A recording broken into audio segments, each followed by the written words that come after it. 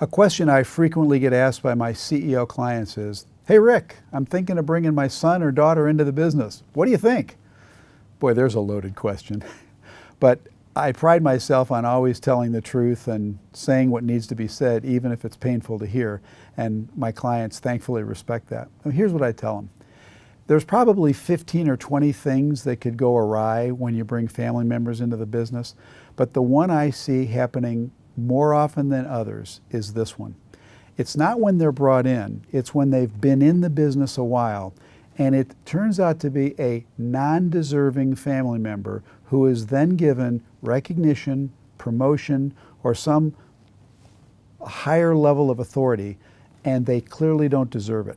Everybody in the organization knows it and sees it, except the CEO. And often they're blind to it because of the love and they're looking at it as father to son, father to daughter, as opposed to boss to subordinate. And it's hard for them to make that separation.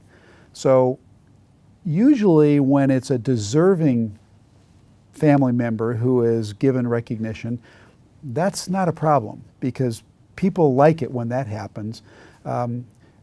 The problem comes when it's an undeserving family member. So what I tell the CEO is, you have to be ever vigilant.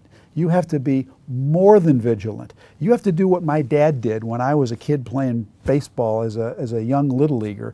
And first year he was the umpire, second, third, and fourth year he was the coach of the team. He was harder on me than he was on everybody else. Every leader, if their kids are in the business, has to do that. You've got to monitor it much more tightly.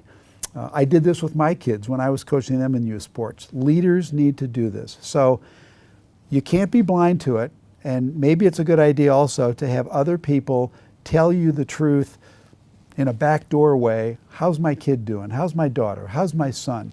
So that you're getting truthful responses. And it's good that that advice or that thinking comes from the outside, because someone else inside the company probably not going to tell you the truth. So I'm usually that advisor. They tell me, what are people saying about my daughter? I got to tell them sometimes, even when the news is bad. But that's the big thing. Don't promote undeserving kids.